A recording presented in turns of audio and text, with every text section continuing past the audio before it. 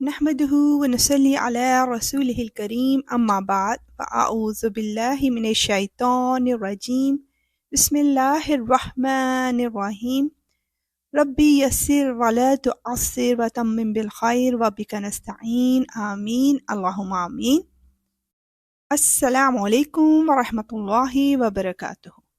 تو جی آج کا کویسچن ہے، کیا بنی اسرائیل کے ہاتھوں قتل ہونے والے انبیاء علیہ السلام صاحب کتاب تھے؟ اس کا آنسر ہمیں ملتا ہے سورہ مائدہ کی آیت 70 میں. بسم اللہ کرتے ہیں اس کی ٹرانسلیشن کے ساتھ. ہم نے بنو اسرائیل سے عہد لیا تھا اور ان کے پاس رسول بھیجے تھے. جب کوئی رسول ان کے پاس کوئی ایسی بات لے کر آتا جس کو ان کا دل نہیں چاہتا تھا تو کچھ رسولوں کو انہوں نے جھٹلایا اور کچھ کو قتل کرتے رہے. استغفر اللہ. اس آیت سے مقصود یہ بتلانا ہے کہ بنو اسرائیل اپنی سرکشی اور ہٹ دھرمی کی وجہ سے اللہ سے کیے ہوئے پختہ عہد کو پورا نہیں کرتے تھے. شریعت کا جو حکم ان کی رائے اور خواہش کے مطابق ہوتا اس پر عمل کرتے اور جو اس کے خلاف ہوتا اس کو رد کر دیتے. انہوں نے حضرت زکریا علیہ السلام اور یحییٰ علیہ السلام اور کئی انبیاء علیہ السلام کو قتل کیا اور انہوں نے حضرت عیسیٰ علیہ السلام کو بھی قتل کرنے کا منصوبہ بنایا تھا، لیکن اللہ تعالیٰ نے ان کو زندہ آسمان پر اٹھا لیا. آئیے اب دیکھتے ہیں کہ بنو اسرائیل نے اللہ تعالیٰ سے کیا عہد کیا تھا. انہوں نے کہا تھا کہ ہم اللہ کے سوا کسی کی عبادت نہیں کریں گے اور ماں باپ، رشتہ داروں، یتیموں اور مسکینوں کے ساتھ نیک سلوک کریں گے، لوگوں سے اچھی باتیں کریں گے، نماز قائم کریں گے اور زکوٰۃ دیں گے.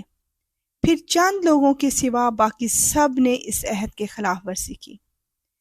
اس آیت سے یہ بھی معلوم ہوا کہ اللہ کی عبادت کرنا، نماز قائم کرنا اور زکوٰۃ ادا کرنا، ماں باپ، رشتہ داروں، یتیموں اور مسکینوں کے ساتھ نیک سلوک کرنا اور لوگوں سے اچھی باتیں کرنا، یہ اس قسم کی عبادات ہیں جو ہر نبی کے دور میں مشترک رہی ہیں، یعنی ہر نبی کی شریعت میں اس پر عمل کرنا لازم تھا.